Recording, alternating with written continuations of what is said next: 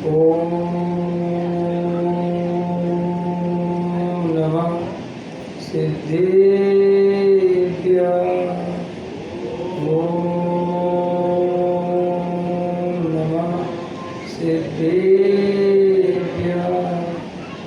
ओम नमः सिद्धेभ्यः। संतप्त मानस शांत हो, जिनके गुणों के वे वर्धमान महान, जिन विचरे हमारे। अभी बहुत सुंदर गोष्ठी का लाभ हम सब ने यहाँ पर लिया। बहुत महत्वपूर्ण विषय पर एक गोष्ठी हुई। ग्वालियर में ये गोष्ठी की परंपरा में पहली बार मुझे भाग लेने का अवसर मिला। मुझे बहुत खुशी है जो हमारा ग्वालियर का समाज है बहुत जागृत है और महिलाएं भी बहुत जागृत हैं।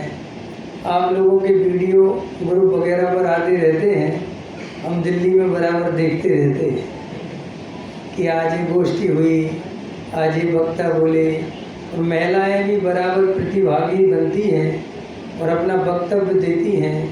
माने महिलाओं की बराबर की हिस्सेदारी ग्वालियर में है और बहुत रुचिपूर्वक आप लोग ये जिन शासन की प्रभावना करते हैं और बहुत मिलजुल कर इस धर्म कार्य में लगे हैं। इसको देखकर मन बहुत प्रसन्न हुआ। और अभी जैसा रोहित जी ने बताया, जहाँ पर अच्छे समर्पित साधर्मी होते हैं, अच्छे कार्यकर्ता होते हैं, जो काम पूरा करते हैं और बदले में मानाधिक नहीं चाहते, वहाँ गारंटी से जिन शासन की निर्दोष प्रभावना हुए बिना रहती है। और आपके ग्वालियर का पानी ही, ये भिंड का पानी ही बहुत बढ़िया है, क्योंकि यहाँ आदरणीय रविंद्र पंडित साहब हम सबके बहुत आदरणीय यहाँ पर विराजमान रहे कई वर्षों तक, और उन्होंने हमेशा जिन शासन की प्रभावना बहुत निर्दोष करी और हमेशा मानाधिक का पोषण से दूर रहे।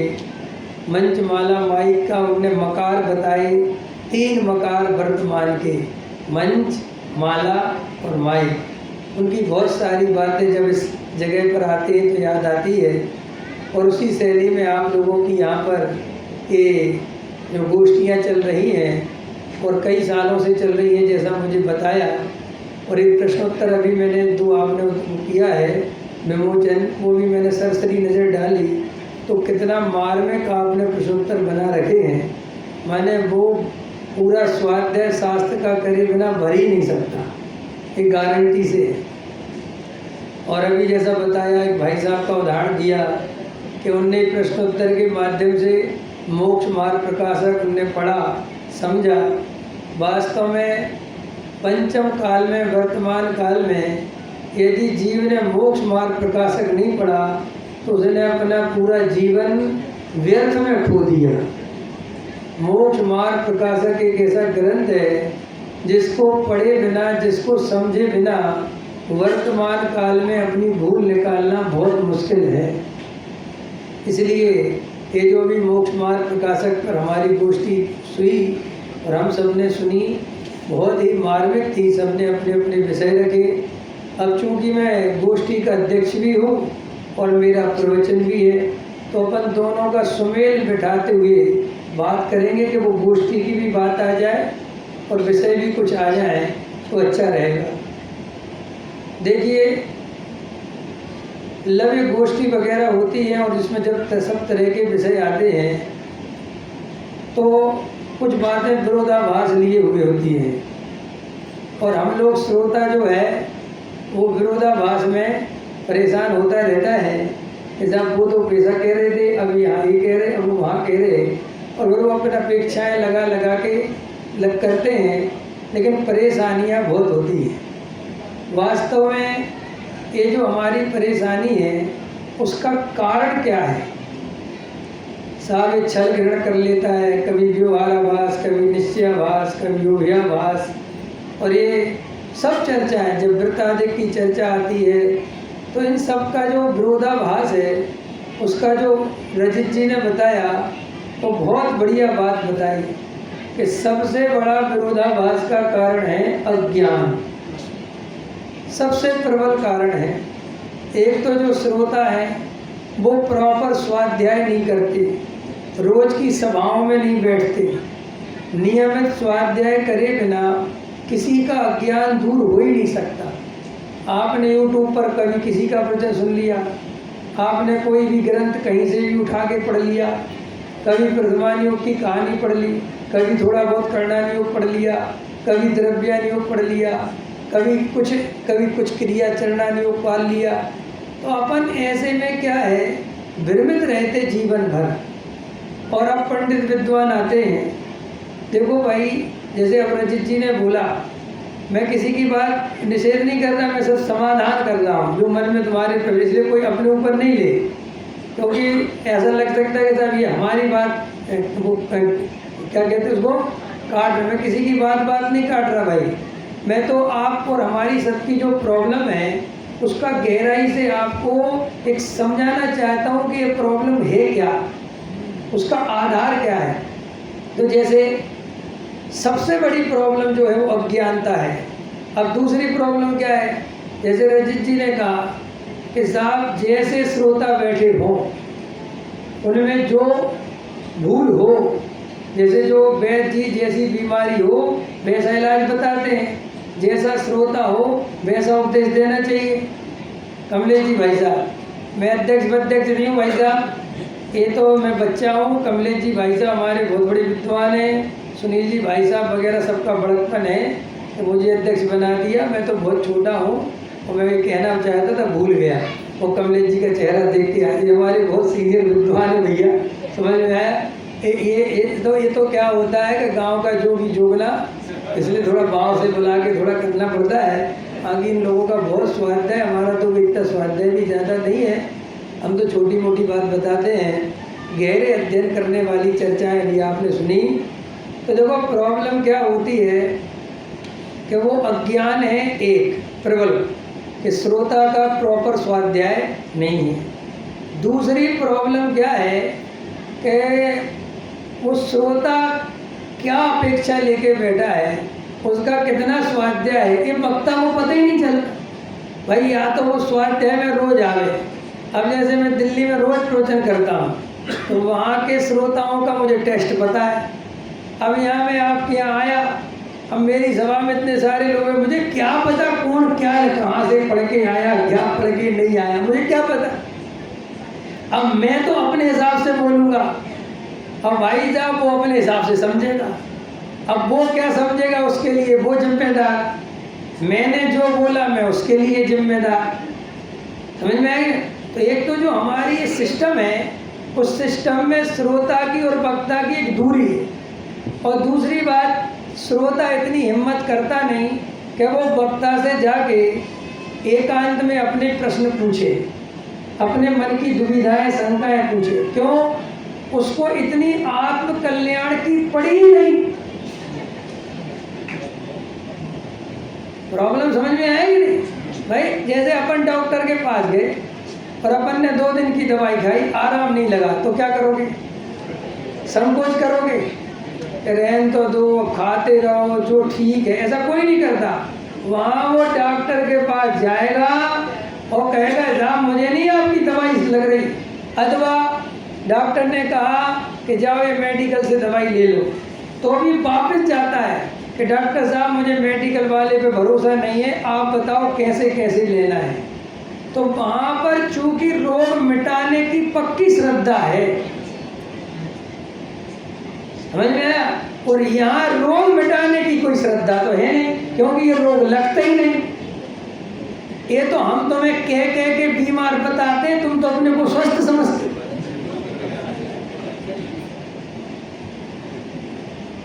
अपन तो एकदम मस्त है, आगे तो मिथ्या दृष्टि हो, हम कहते यार ये भी एक बीमारी है। वैसे ही झंझट तो कम है नहीं अपने को। अभी मंदिरों में आके और एक समस्याएं खड़ी कर दो, हम तुम मिथ्या दृष्टि हो, तुम संसारी हो, तुम कहते हो सब शास्त्रों में लिखा है क्या? हाँ तो ठीक है, होंगे बिल्कुल सही। शास्त्रों में तो झूठ लिखा ही नहीं। पंडित जी इसका इलाज क्या है, भैया वस्तु स्वरूप समझो तो ठीक है, हम कल से आ जाएंगे। सो वो जिज्ञासा बस आ तो जाता है और सुन के भी चला जाता है, लेकिन उसके अंदर में वास्तव में संसार का दुख लगे, रागादि दुख रूप भाषित हो, उनको मिटाने का श्रद्धान हो, तो मेरी गारंटी वो छल ग्रहण नहीं करेगा। कि छल ग्रहण होता क्यों है, क्योंकि वो मिटाने का श्रद्धान है ही नहीं।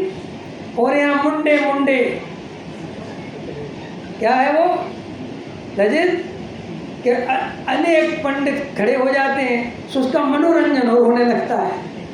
हो गया था खंडन मंडन, खंडन मंडन। कोई किसी की बात काटता है, कोई किसी की बात समर्थन करता है, कोई किसी को माला पहनाता है, बड़ा मजा आता है, चलो चलो। सो यहाँ मनोरंजन करके चला जाता है ना। हमारी प्रॉब्लम क्या है, हमारे अंदर में अगर ये पक्का निर्णय हो जाए कि वास्तव में संसार दुरूप है, ये रागादि भाव, ये माँ आकुलता रूप है, मैं चार गति परिभ्रमण करता आ रहा हूँ, ये जिस जीव को ये श्रद्धा हो जाए वो कभी छल ग्रहण कर ही नहीं सकता। आज तक हमने डॉक्टरों से छल ग्रहण करा? अरे बोलो, आजकल के डॉक्टर तो लोगों को अच्छे नहीं लगते, जबकि आजकल के डॉक्टर ज़्यादा अच्छे लगने चाहिए। लोग आज भी बेचारे वैद्यों को तलाशते हैं, कोई यार पुराना वैद्य मिल जाए कोई बढ़िया, तो वहाँ जाना पसंद करते। क्यों कि जी आजकल के डॉक्टर स्वच्छंदी हैं। कैसे? दवाई दे देते हैं तो वे मरीज बेचारा खुद ही पूछता है, डॉक्टर साहब क्या खाना है और क्या नहीं खाना है। आज के डॉक्टर कहते हैं जो खाता है खाता रहे, बस मेरी दवाई खाता रहे। समझ में आया कि नहीं आया? तो अभी देखो, हमें वहाँ रोग का दुख लगता है, तो डॉक्टर ऐसा कहने पर भी हम कहते हैं डॉक्टर साहब वो तो ठीक है, फिर भी आप मुझे बताओ कि इसमें खाने में कौन सी चीज नुकसान करेगी और कौन सी नुकसान, क्योंकि वहाँ रोग का दुख लगता है। और डॉक्टर क्या कह रहा है, खा लो, और हम क्या कह रहे हैं, नहीं नहीं। और कम से कम जो हिंदुस्तानी हो और बुंदेलखंडी हो, ये सब अपना एरिया है, अपने यहाँ के आदमी 1.5 अकल लगाए बिना रहते नहीं। केले के ऊपर पानी नहीं पीना, मूंगफली के ऊपर पानी नहीं पीना, ऐसे फल नहीं खाना, अभी तो सीजन नहीं है, ऐसा अपन दिमाग लगाते कि नहीं? ये कौन से ग्रंथ में लिखा है आचरण? कहाँ से आ गया तुम्हारे अंदर? कितना चरणा योग पड़ा तुमने ये आचरण पालने के लिए? क्योंकि वहाँ रोग का दुख लगता है, तो रोग के कौन से आचरण से रोग बढ़ता है? ये बुद्धि अपने आप काम करती है। और यहाँ पर चूंकि संसार का रोग तो लगा नहीं, समझ में आया कि नहीं? जिज्ञासा के लिए परंपरा से, कुल परंपरा से हम धर्म पालन करते हैं, इसलिए हमें डंडे मार मार के आचरण सिखाना पड़ता है, आगम की दुहाई दे दे के द्रव्यान योग सिखाना पड़ता है, प्रथमान योग की कहानियों की श्रद्धा करा करा के कि भैया मानो। क्यों? क्योंकि हमें अंदर में ये रोग ही नहीं लग रहा है। आया प्रॉब्लम समझ में आई? अगर वो रोग लगे तो हमारे जीवन में हमें देव साथ गुरु की पूजा करना के नहीं करना, स्वाध्याय करना के नहीं करना, अवक्ष खाना के नहीं खाना, ये अपने आप समझ में आ जाएगा कि नहीं? और हमारे साथ प्रॉब्लम क्या हो रही है कि हमें एक तो अज्ञान प्रबल है, ठीक, और अज्ञान प्रबल है, और ज्ञान होने के बाद, शास्त्रों को पढ़ने के बाद जैसे रोहित जी ने कहा कि रजत जी ने बताया होगा कि एक अनपढ़ मिथ्या दृष्टि और एक पढ़े लिखे मिथ्या दृष्टि।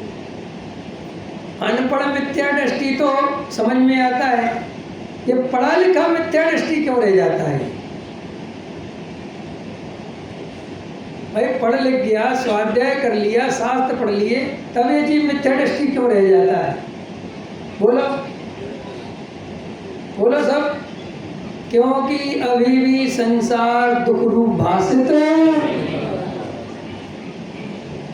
अभी भी पैसे में सुख दिख रहा है। पंडित जी ने ज्ञान तो बहुत कर लिया शास्त्रों का, और पंडित जी प्रवचन करना भी सीख गए, लेकिन पंडित जी मिथ्या दृष्टि कब तक है? जब तक पंडित जी को संसार दुख रूप भाषित नहीं होगा, तब तक ज्ञान कितना ही बढ़ जाए, क्षयोपशम कितना ही बढ़ जाए, लेकिन सम्यक दर्शन नहीं हो सकता।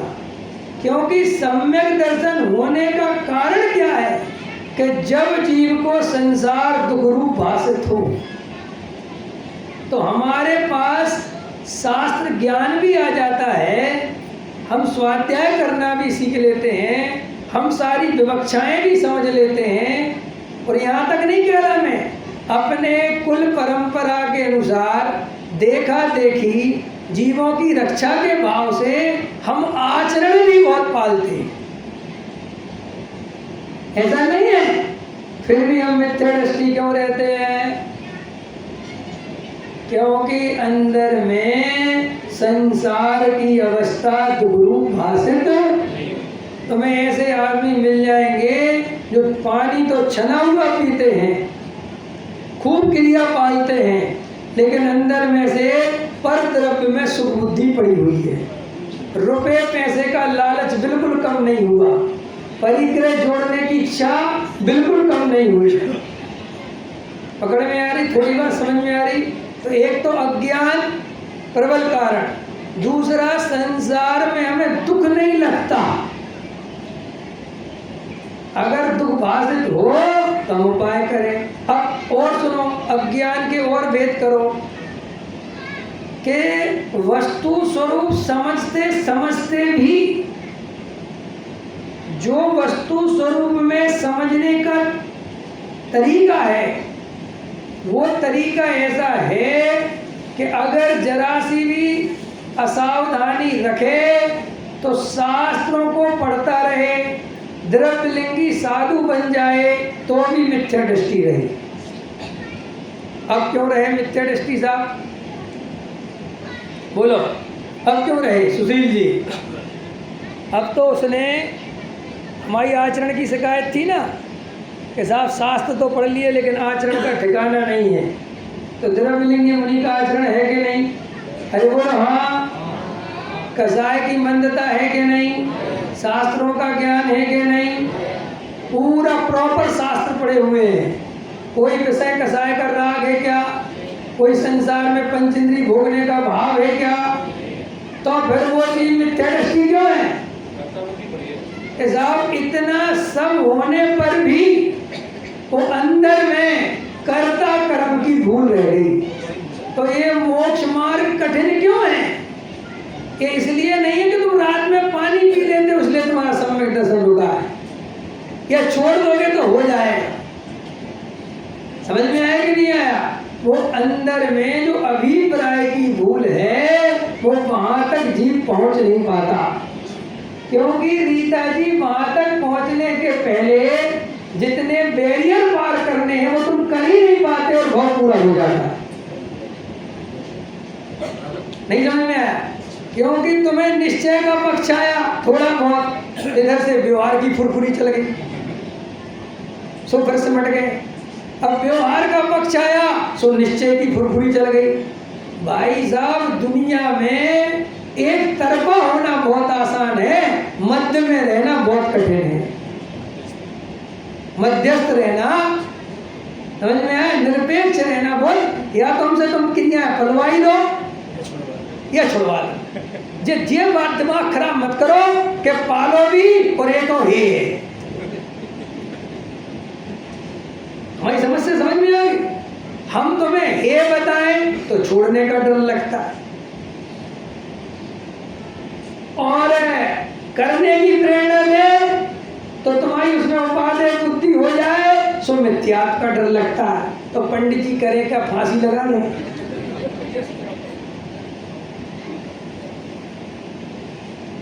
ये बात हम किसी से कहते नहीं हैं, लेकिन ये हमारे अंदर गहरी समस्या है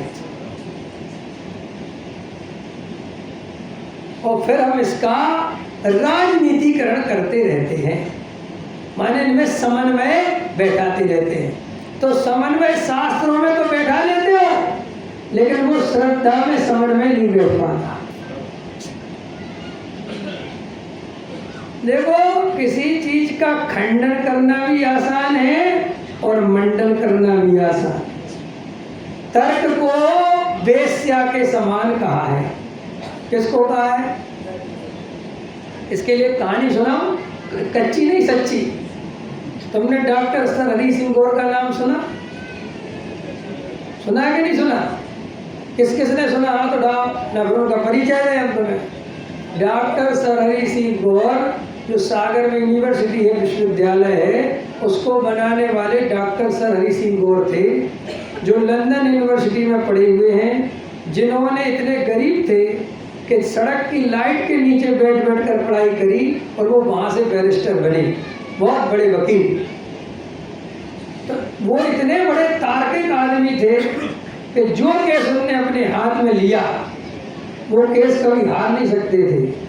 लेकिन उनके साथ एक बीमारी थी कि वो ये भूल जाते थे कि मैं केस किसका लड़ रहा हूँ। तो वे उसके लिए, क्योंकि वे अपने उसमें खोए रहते थे, बहुत पढ़ते थे, बहुत पढ़ाकू टाइप के आदमी थे, तो वो ये भूल जाते थे क्लाइंट कौन से पक्ष का है।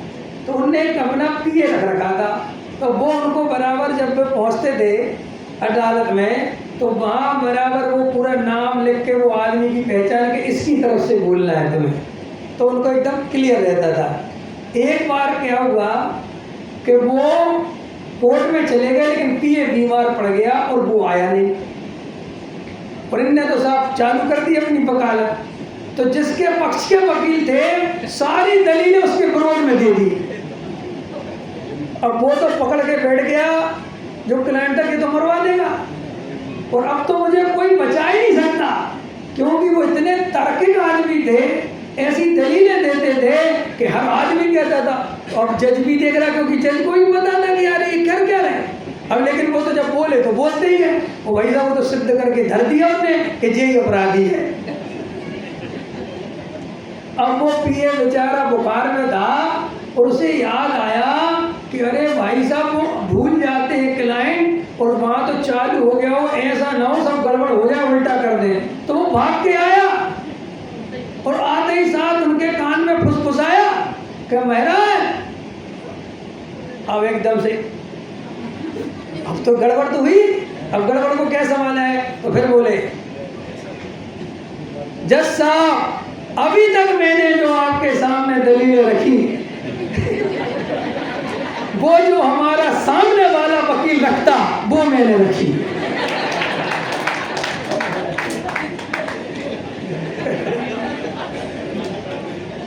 और फिर जितनी दलीलें रखी थी एक एक करके सब काट दी। समझ में आया? फिर जीत गए केस। तो ये तर्क तो वेश्या के समान है। इन तर्कों से जियोगे तो कुछ नहीं मिलेगा। कभी कोई तुम्हें तर्क प्रस्तुत कर देगा, आगमों के उदाहरण प्रस्तुत कर देगा, देखो फला गाथा में लगा, और तुम एकदम डरे हुए आदमी और शास्त्र की गाथा देख के तुम्हारे कंधे पे चढ़ जाए। तो सही कह रहे, अपन तो अभी तक गलत ही मान रहे थे। तो जब तक अपन के पास स्वयं का अनुभव नहीं होगा, जब तक हम शास्त्र ज्ञान के आधार से निर्णय करते रहेंगे, तब तक हम संसार सागर में गोते खाते रहेंगे। इसलिए स्वयं का अनुभव होना बहुत जरूरी है कि ये बात की सत्यता कितनी है। और ये कैसे होगा?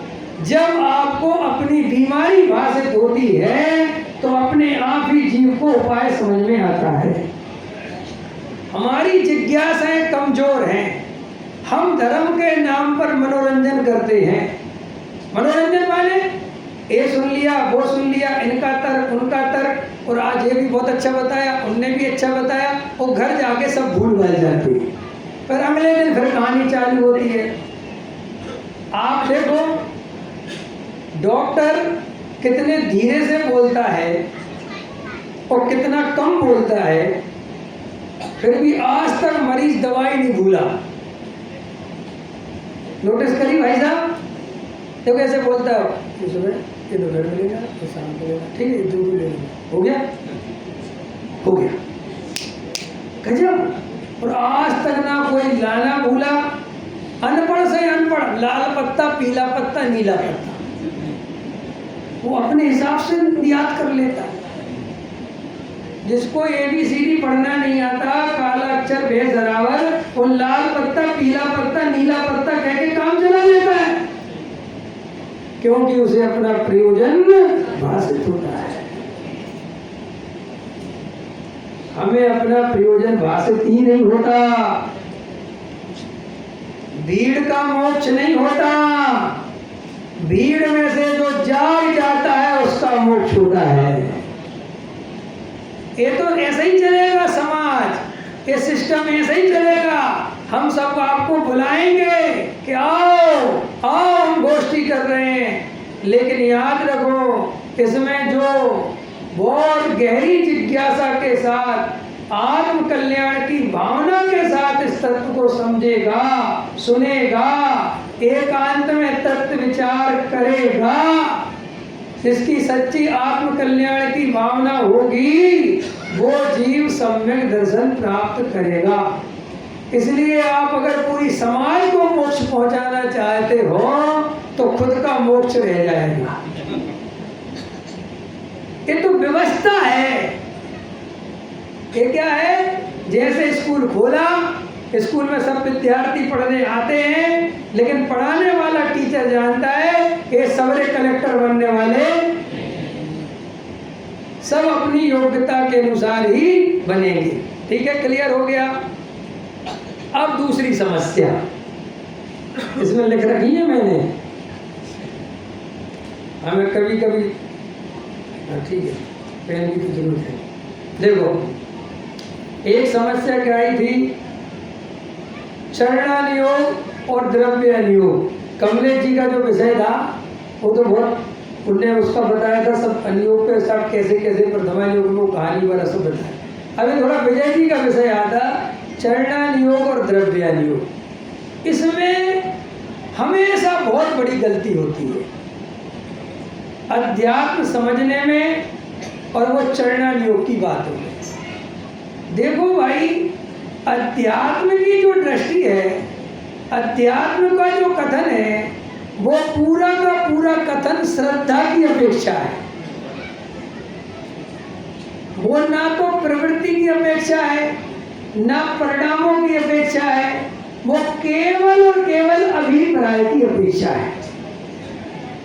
और हम लोग द्रव्यानुयोग को वो क्रिया के साथ मिक्स करने के कारण हम लोगों की गड़बड़ होती है।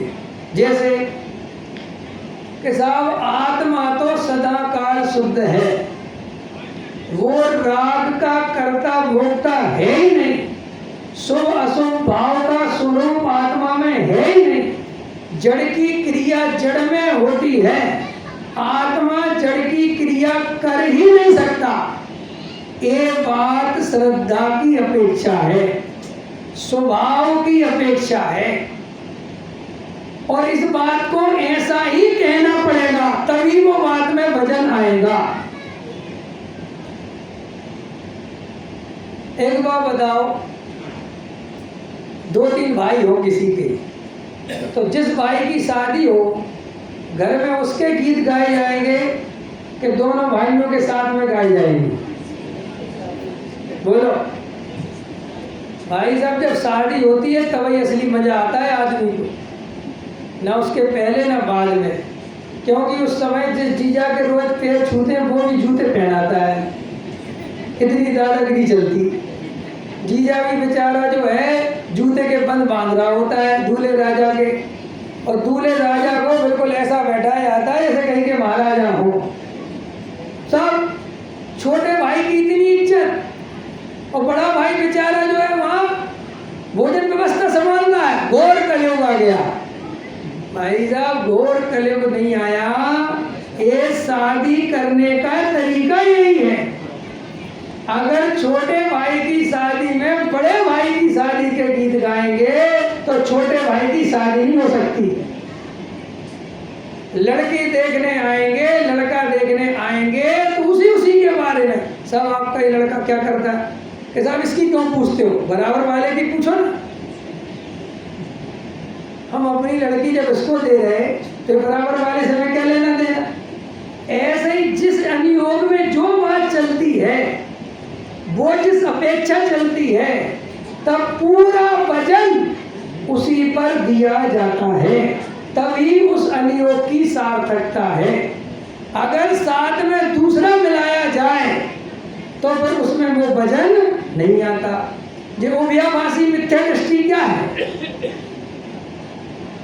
उभयाभासी मिथ्या दृष्टि माने बनिया बुद्धि का आदमी, ये भी कर लो, ये भी रख लो, ये भी जरूरी है, ये भी जरूरी है, ये भी जरूरी है, समझ में? तो वो आदमी कहीं पहुंचने वाला नहीं है। तो जो द्रव्यादियों की शैली है, और ये आज की बात नहीं है, ये टोडामल जी साहब ने भी इस बात का अनुभव किया कि साहब गधा मिश्री खाने से मर जाए तो सज्जन पुरुष मिश्री खाना नहीं छोड़ते। ऐसे ही कोई अध्यात्म की बातें सुनकर छल ग्रहण करके स्वच्छंद हो जाए तो ज्ञानी जीव अध्यात्म की बात करना नहीं छोड़ते। क्यों? और उन्होंने आगे क्या लिखा कि जो असली मोक्ष मार्ग है वो तो अध्यात्म में ही है, क्योंकि बाकी का जो तीन अनुयोग का मोक्ष मार्ग है वो तो निमित्त अपेक्षा है, व्यवहार अपेक्षा है, उपचार की अपेक्षा है। आया समझ में?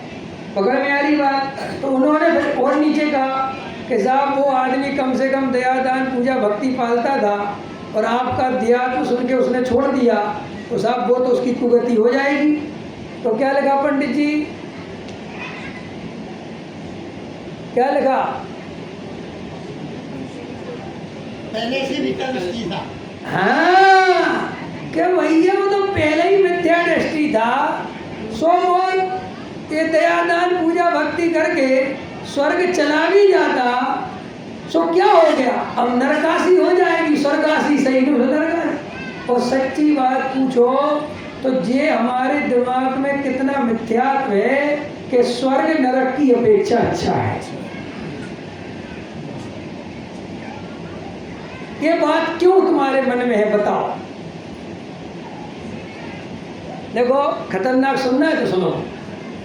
आज तक किसी दुनिया के आदमी जितने भी मुमुक्षु हैं, एक आदमी लेके आओ जिसे व्यवहाराभासी होने का भय लगा हो, लगा? लेकिन सबको निश्चयाभासी होने का भय लगता है। क्यों भाई? तीनों बराबर के मिथ्यात्व है ना, तो फिर तीनों का भय लगना चाहिए ना। लेकिन व्यवहाराभासी मिथ्यात्व का भय किसी को नहीं लगता, और जरा सा किसी का निश्चयाभास दिख जाए तो सबको अरे साहब ये तो इनकी उल्टी गति हो गई। माने तुम स्वर्ग गति को सीधी गति मानते हो, तुम्हारे अंदर स्वर्ग का लालच छुपा हुआ है। तुम ये सोचते हो कि आत्मा भले ही नहीं समझे लेकिन जीव स्वच्छंद नहीं हो, वरना कहाँ चला जाएगा? और खतरनाक सुनो, ये जो निश्चयाभास और जो व्यवहाराभास है, ये श्रद्धा की भूल है कि प्रवृत्ति की भूल है? काय की भूल है? एक आदमी रोज मंदिर आता है, समझ में आया कि नहीं आया? रोज पूजा पाठ करता है, लेकिन पर्याय की अशुद्धता को मानता ही नहीं। वो निश्चयाभासी है कि व्यवहाराभासी? बोलो, अरे बोलो। हम क्या समझते हैं? प्रवृत्ति से नाम निश्चयाभास व्यवहाराभास है। और एक आदमी मंदिर नहीं आता लेकिन स्वभाव को बातें मानता है, तो वो व्यवहाराभासी है कि निश्चयाभासी? कितना खतरनाक! उलझ गए? उलझे ना?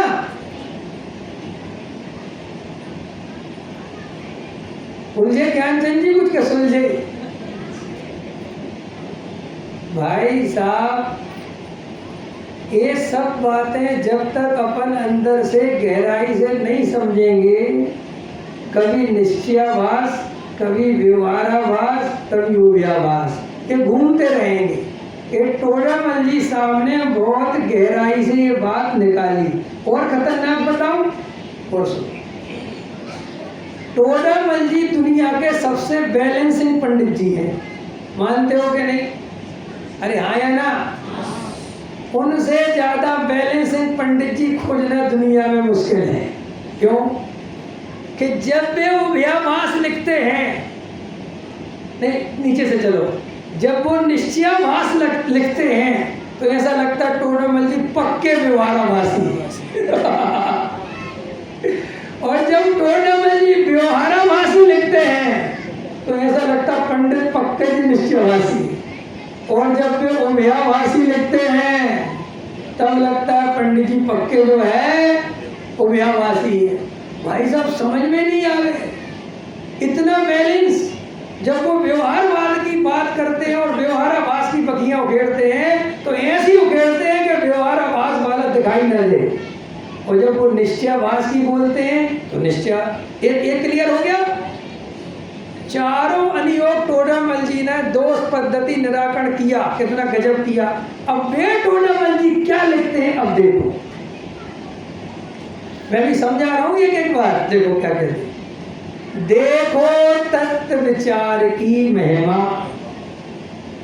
ये उन्होंने लिखा कि किसी और ने लिखा? अरे बोलो, तत्व विचार रहे देवादिक की प्रतीति करे, बहुत शास्त्रों का अभ्यास करे, वृत्तादिक पाले, तपश्चरण आदि करे, उसको तो सम्यक्त होने का अधिकार नहीं। और तत्व विचार वाला इनके बिना भी सम्यक्त का अधिकारी है। ये बात किस किसको पचती है? अब अगर अपने जैसा बैलेंसिंग पंडित हो तो इस बात को कैसे लिखना चाहिए था पता? इसको ऐसे लिखना चाहिए था, देखो तत्व विचार की महिमा, तत्व विचार रहे देवादि की प्रतीति करे, बहुत शास्त्रों का अभ्यास करे, वृत्तादिक पाले, तपश्चरण आदि करे, उसको तो सम्यक्त होने का अधिकार नहीं, परंतु इनके साथ तत्व विचार आदि करे तो सम्यक्त से अधिकारी है। कितना बढ़िया बन जाता रजत जी, चक्कर खत्म हो जाता कि नहीं पवन जी? ऐसे ही लिखना था ना, तो आप सुधार करवा दो नेक्स्ट एडिशन में। भाई इनका निषेध क्यों करना? सुनील जी भाई साहब, भाई ये लिख देते परंतु इन सहित तत्व विचार करे तो मजा आ जाए। अभी छोड़ो ना, अभी करता फर्क, मतलब तुम्हारे हिसाब से हमारे हिसाब से क्या लाइन सही है? हम जो जोर लगाते हैं, हम जो ताकत लगाते हैं वो ऐसे ही नहीं लगाते कि साहब ये करते रहो और तत्व विचार करो तो बस बहुत बढ़िया, लेकिन ये छोड़ के मत करना। ये टोडामल जी नहीं जानते थे ये बात कि जो ये मैं लिखने जा रहा हूँ, ये मैं क्या लिख रहा हूँ। भाई करने वाला तो छोड़ा ही देगा। फिर वो याद रखो कि भाई साहब तत्व विचार के बिना सम्यक दर्शन नहीं होता, और तत्व विचार के बिना इन कामों में जो जीव लग जाए उसका तत्व विचार मुश्किल पड़ जाता है। क्यों? क्योंकि वो बाहर में इतने काम पकड़ता है जीव कि वो अंदर का काम रह जाता है। फिर दूसरी बात, यहाँ तत्व विचार की महिमा करनी थी। काय की महिमा करनी थी? तो तत्व विचार की महिमा वही दूल्हे की महिमा जैसी कि साथ में अगर दूसरे की करेंगे तो वो वजन इस पे नहीं आ पाएगा। सप्त व्यसन संचित, सप्त व्यसन से बड़ा पाप क्या है? ये बात लिखना कोई छोटी मोटी बात है, दुनिया की सबसे क्रांतिकारी बात है। टोडामल जी साहब ने किस आधार पे और कितना कलेजा मजबूत करके ये बात कही होगी कि सप्त व्यसन से बड़ा पाप मिथ्यात्व है। बाप रे बाप। तो छल ग्रहण करने वाला कहे कि ठीक है साहब, हम सप्त व्यसन कर लेते। देख भाई, तुझे छल ग्रहण करना है तो कर, मुझे पता है, लेकिन बुरा तेरा ही होगा, हमारा तो होगा नहीं। क्यों? हम जिस अभिप्राय से जो बात समझा रहे, हम तो तेरे को ये समझा रहे कि तुझे मिथ्यात्व बड़ा पाप लगने लगे। सप्त व्यसन करने के लिए नहीं कह रहे, मिथ्यात्व बड़ा पाप लगने लगे तो उसके नाश का उपाय करें। अभी हमें हिंसा, झूठ, चोरी, कुसीट, परिग्रह ये बड़ा पाप लगता है और मिथ्यात्व पाप नहीं लगता। बोलो, दिन भर में अगर गलती से हम जरा सा कोई पाप कर लें, कोई नियम हमारे से भंग हो जाए, तो हम नमोकार मंत्र की माला देते कि नहीं, प्रायश्चित करते कि नहीं? लेकिन 24 घंटे मिथ्यात्व का पाप चलता रहता है, इसके लिए हम क्या विचार करते हैं?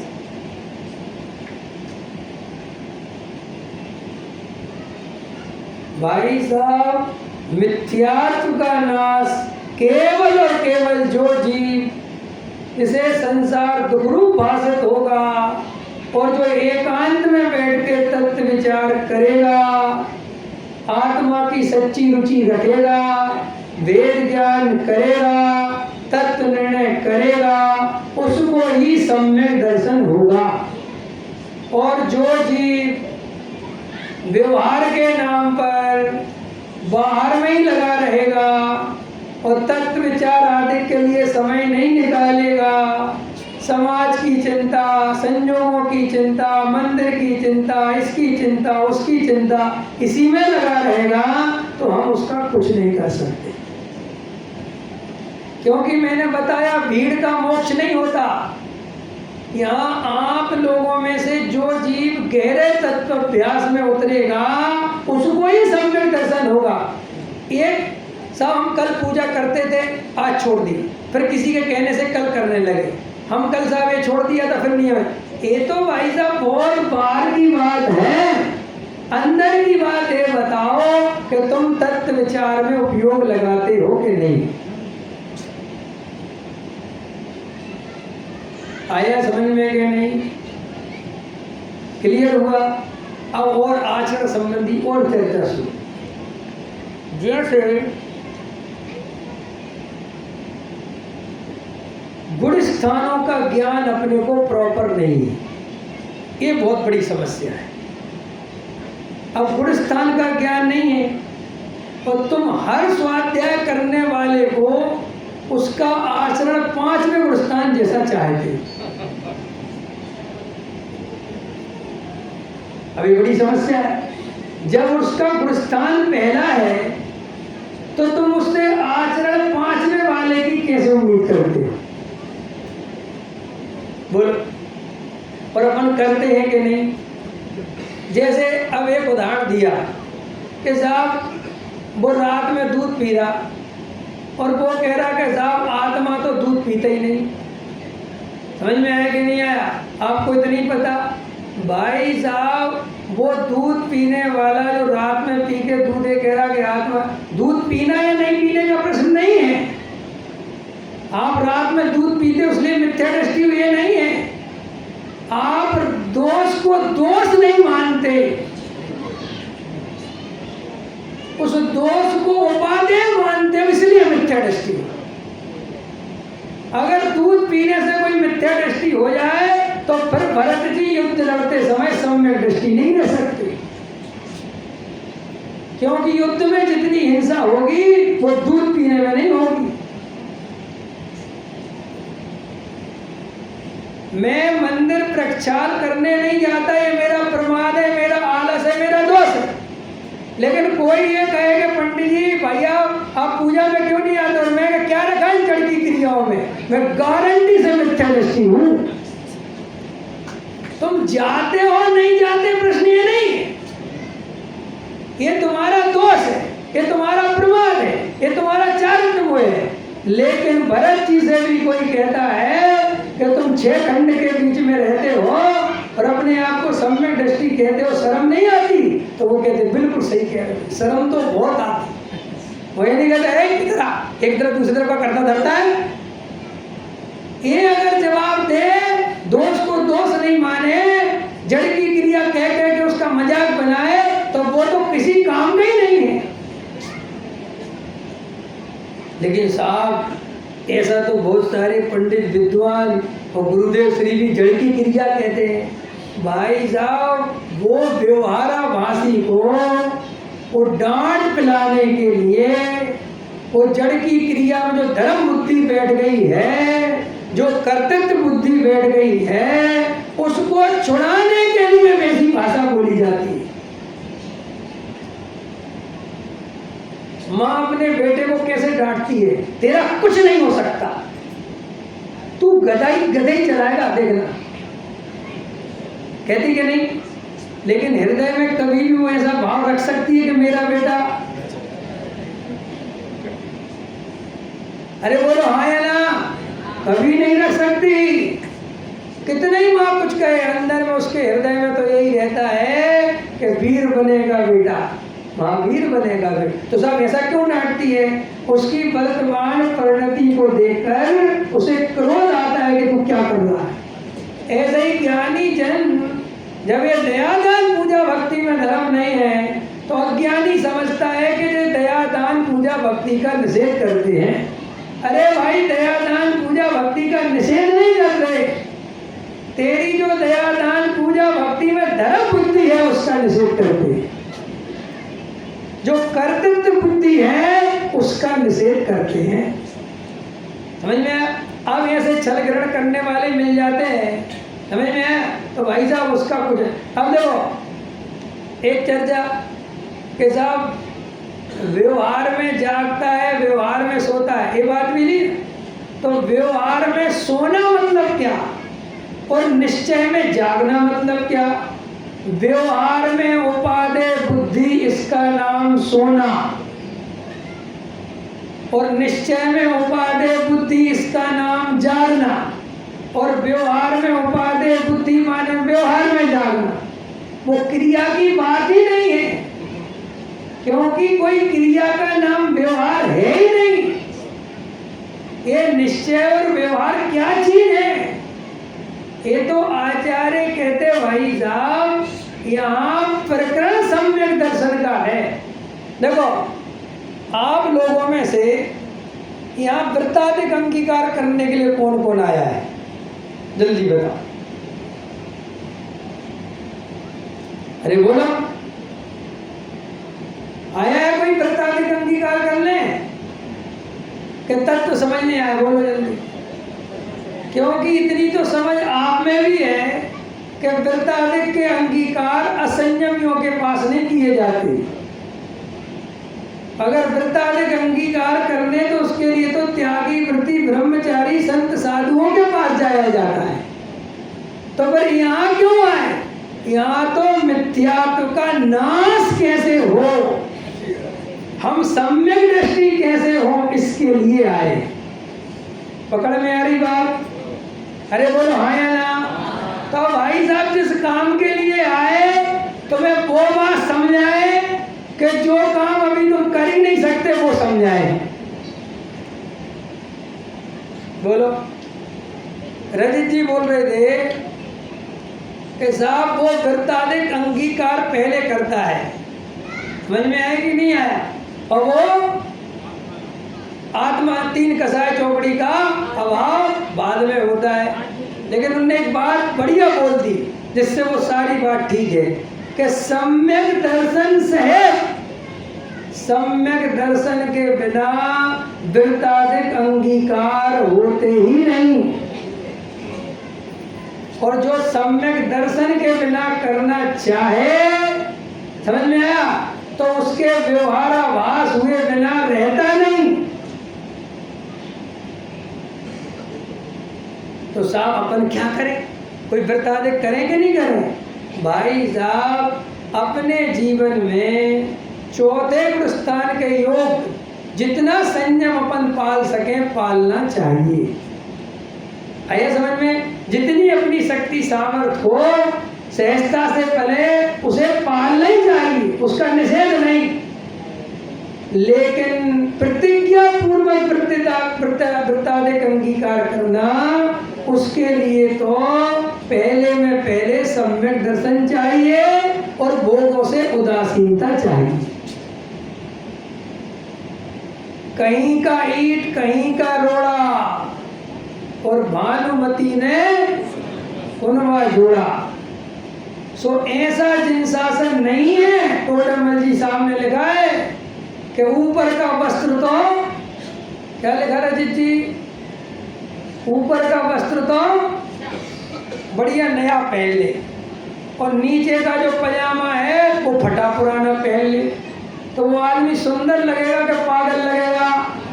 अरे बोलो हाँ या ना?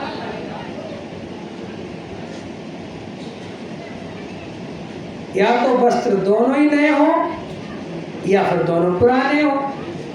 ऐसे ही कोई क्रिया तो ऊंची पकड़ लेता है, इतनी ऊंची कि पूछो मत, कि वो 5 वक्र स्थान वाला न कर पाए, और एक क्रिया ऐसी करता है कि पूछो ही मत। तो ऐसा ऐसा ऐसा कैसा लगेगा? नहीं समझ में आया? आप समझ रहे मैं क्या कहना चाहते हैं? भैया जैन धर्म में ऐसा स्वरूप नहीं है कि जितना बने उतना पाल लो, जो बने वो पाल लो ना, उसका क्रम है। एक बार ऐसी घटना घटी कि हम कहीं जा रहे थे तीर्थ वंदना पे ग्रुप के साथ, तो केले आए तो हमने केला ले लिया। तो वो बोले अरे पंडित तुम हरी खाते हो?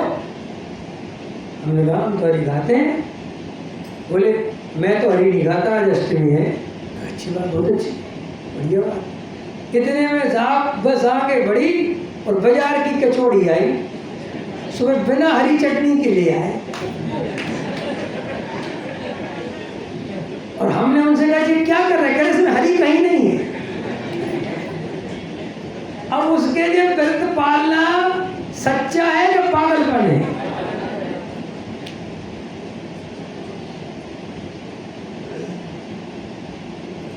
हम आचरण विरोधी नहीं है, सम्यक आचरण लाओ, ये मायाचारी मत लाओ, ये बनियाई बुद्धि से धर्म मत करो। ये धर्म बनियाई बुद्धि से कभी नहीं होगा। ये क्षत्रियों का धर्म है, क्षत्रियपने से होगा। कुछ बचा लो, कुछ रख लो, कुछ कर लो, ये नहीं चलेगा। सब सिस्टम है जैन धर्म में। इसलिए जैन धर्म में गुण स्थानों का ज्ञान होना बहुत जरूरी है। जब हमारे सामने इस तरीके की बात आती है सभाओं में कोई खाने, तो एकदम ऐसे सभा घबरा सी जाती है जैसे अपन सामने पापी बैठे हो। ऐसा नहीं है भाई साहब। आप गुणस्थान पढ़ो, आपको पता चल जाएगा चौथे गुणस्थान का क्या स्वरूप है। चौथे गुणस्थान का नाम क्या है? अवरत संयम का अर्थ क्या है? एक भी व्रत अंगीकार करने की शक्ति जिसमें ना हो, उसका नाम चौथा गुणस्थान है। जागो तो साहब हम व्रत ले, अरे ले आओ, हमें क्या, तुम्हारे व्रतों से हमें क्या।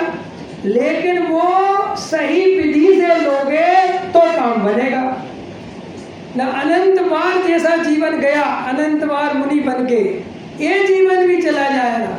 तो साहब हमको कुछ भी करने लगते हैं। भाई साहब तुम कुछ भी करो, हमें कोई मतलब नहीं, लेकिन यदि सम्यक दर्शन प्राप्त करना है तो उसकी जो विधि है वो उसी से होगा। संकोच की क्या बात। जब भाई साहब को एक गोष्ठी की बात आ रही थी, मैं कभी नोट करता नहीं हूँ, अध्यक्ष बनाया तो करना पड़ा कि साहब उनने हॉल बोला, होटल नहीं बोला। हम इतने घबराए हुए क्यों रहते, हम इतने डरे हुए क्यों के रहते हैं। आज जो होटल है, आज जैन समाज की कितनी होटलें हैं, और जैन समाज आज होटलों के बिना तुम अपने कार्यक्रम कर सकते हो, अपने अपने बच्चे की सगाई कर सकते हो, शादी कर सकते हो, अपने बच्चे का बर्थडे मना सकते हो कि नहीं साहब तो मनाने नहीं चाहिए। ये सब देखो व्यर्थ की बातें हैं, ये सब कहने वाले भी मनाते हैं। क्यों? क्योंकि जो बच्चे हैं, जो वर्तमान युग चलता है, उसकी जो धारा चलती है, उसके हिसाब से हमें चलना पड़ता है। ये द्रव्य क्षेत्र काल भाव हमारे हाथ में नहीं है दुनिया पलटना। आज पहले आप सभी को याद होगा, पुराने लोगों को जैनियों की अपनी धर्मशाला होती थी कि नहीं? अरे हाँ या ना? तुम्हारे ग्वालियर में कितनी होगी तुम जाके पता कर लेना। वे क्यों थी? हमारे बुजुर्गों ने धर्मशालाएं क्यों बनवाई थी? कि भैया शादी विवाह के कार्यक्रम या और कोई कार्यक्रम करने हैं तो भैया हम किसके के दरवाजे जाएंगे और हमें शुद्ध सात्विक भोजन कहाँ मिलेगा? तो हमारे बुजुर्गों ने बढ़िया से बढ़िया हर जगह धर्मशाला बनवाई और उसमें अपने बर्तन रखे, अपने गद्दे रखे कि नहीं रखे? क्यों? क्योंकि अगर हमें धर्मशालाएं नहीं बनवाएंगे तो हमें दूसरों की धर्मशाला में जाना पड़ेगा और वे दूसरों की धर्मशाला में उनकी चीजें जो सख्त व्यसनों से लिप्त हैं उनका उपयोग करना, क्योंकि तुम्हारी मजबूरी है। आज से तुम्हारी डेट कौन सी शादी होने लगी? डेस्टिनेशन रिसोर्ट, ये सब क्या है? ये सख्त व्यसनों के अड्डे हैं। और तुम वहां कहते साहब हमने तो जैन तरीके से कराई, वहां है कोई जैन? उसे पड़ी है तुम्हारे जैन धर्म की?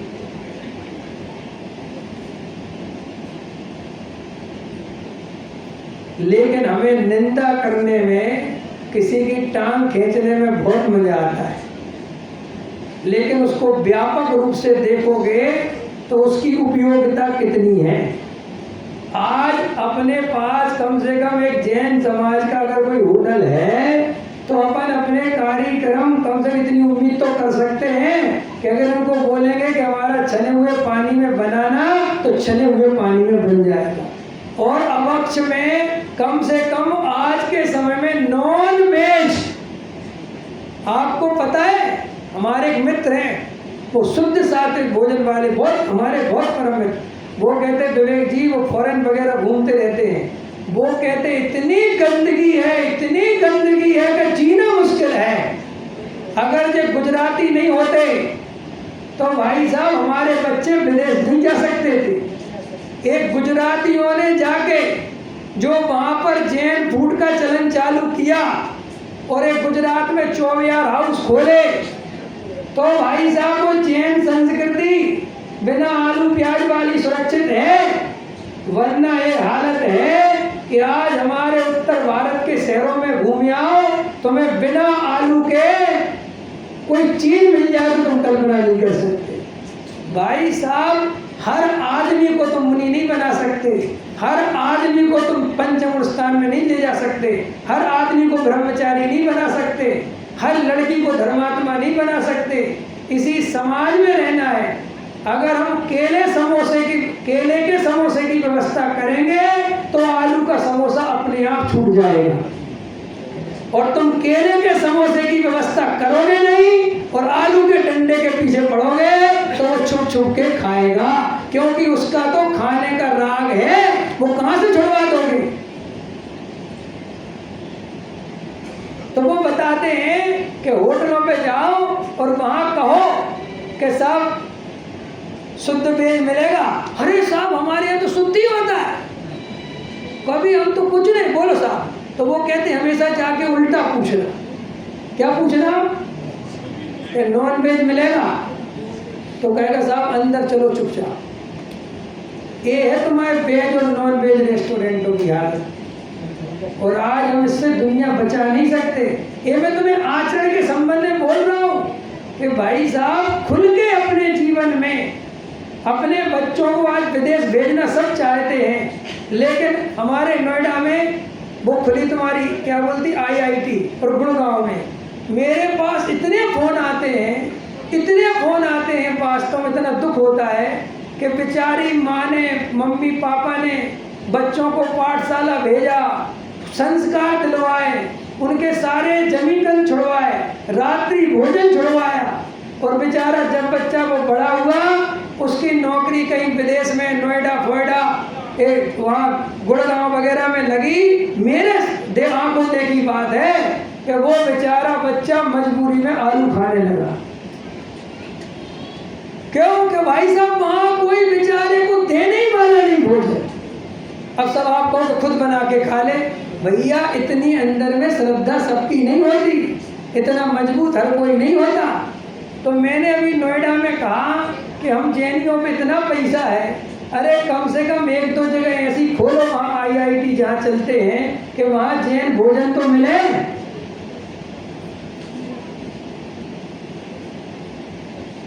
लेकिन हमारी जैन समाज मंदिर, हम बातें तो बड़ी बड़ी करते हैं, लेकिन जमीनी स्तर पे वो काम कैसे होता है।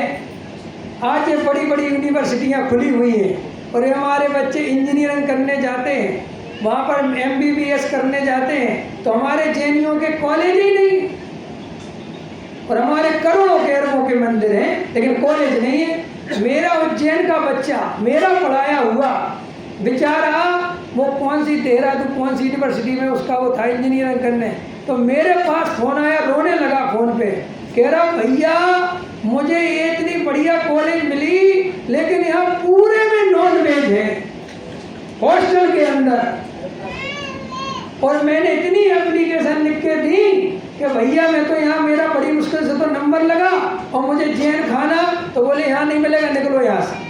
तो बेचारा वो 2 किलोमीटर वो कहाँ जाता है, वो कैसी व्यवस्था बनाई उसके पिता ने, वो वही जानता है। दर्शन नहीं है, लेकिन इस तरफ हमारा ध्यान नहीं जाता। भाई साहब समाज में रहना है तो सिकुड़ने से काम नहीं चलेगा, और आत्म कल्याण करना है तो गुप्त होने बिना नहीं चलेगा। मेरे पास दोनों बातें हैं, तो मैं समाज का कैसे काम चलेगा उस पर भी समझो, अगर हम समाज के हैं तो। और आत्म कल्याण करना है तो चुपचाप एकांत में तत्व विचार करना सीखो, तत्व निर्णय करना सीखो, मेरी बातों को अन्यथा नहीं लेना। हम लोगों ने, जैनियों ने हमेशा भोजन की व्यवस्था अपने हाथ में रखी कि नहीं रखी? बोलो बाबूजी।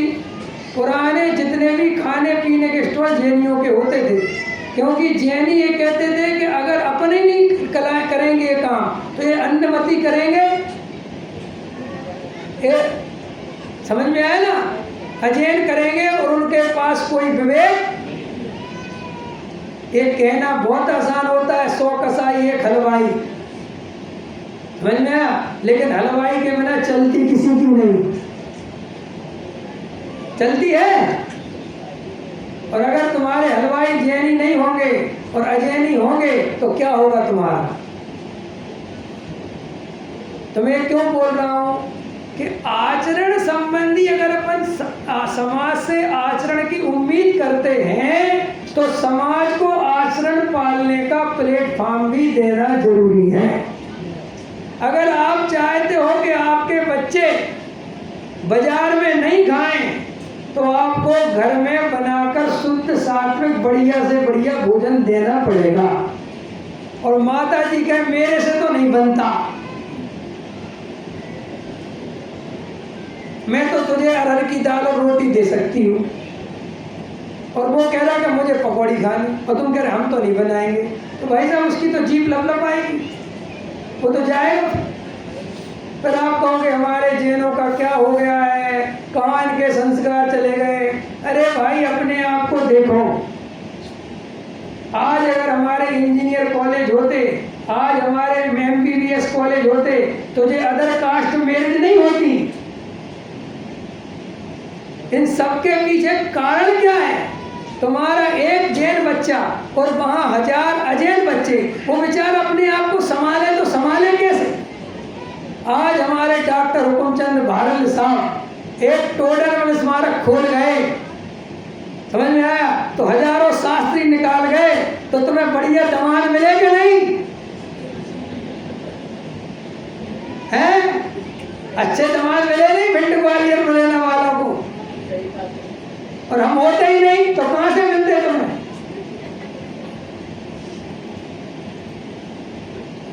भाई साहब समझो सब चीजों को गहराई से। इस हर चीज का विरोध करना बहुत आसान होता है। आदमी कहता भी जाता है और करता भी जाता है, दूसरे की बुराई भी करता जाएगा और उसी से काम भी निकलवाता जाएगा। आया समझ? हर आदमी की जरूरत है। विधान आचार्य की जरूरत है कि नहीं? बोलो। शादी कराने वाले पंडित की जरूरत है कि नहीं? बोलो रजित जी। फेरे पढ़वाने वाला पंडित जैन चाहिए क्या? जैन। अब कोई बेचारा जैन पंडित फेरे पढ़वाए तो अपन बड़े पेट में दर्द होता है। अरे भाई साहब बहुत बढ़िया आदमी हो, कम से कम अपना जैन ही है तो जैन को तो नहीं बुलाना पड़ता। अगर हमारे 2-4-10 शास्त्री बढ़िया विधान आचार्य शादी विवाह कराते हैं गृह, तो बहुत अच्छा है, क्योंकि तुम मानोगे नहीं। तुम्हें चाहिए गृह प्रवेश कराने के लिए पंडित।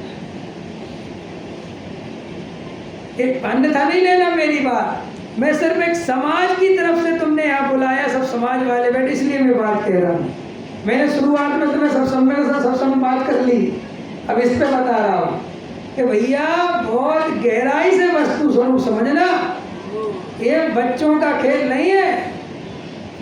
हमारे डॉक्टर साहब कहते थे कि अपन को ओपन दृष्टि होनी चाहिए। समझ में आया? अगर हमारा जैन समाज का आदमी राजनीति में जाता है तो उसकी टांग नहीं खींचना चाहिए। वो भी देश की जरूरत है। वहां अगर हमारा आदमी नहीं होगा तो हमारी आवाज कौन उठाएगा वहां? लेकिन अपन बहुत जबरदस्ती में सुकड़ के और सोचते हैं कि बस, अरे नहीं, धर्म अलग चीज है, समाज अलग चीज है। समाज की व्यवस्था समाज के हिसाब से बनेगी और आत्मा का कल्याण आत्मा के हिसाब से होगा। दोनों को मिक्स नहीं करना। बोलो, समय हो गया ना? घंटी मेरी भी बजा दो।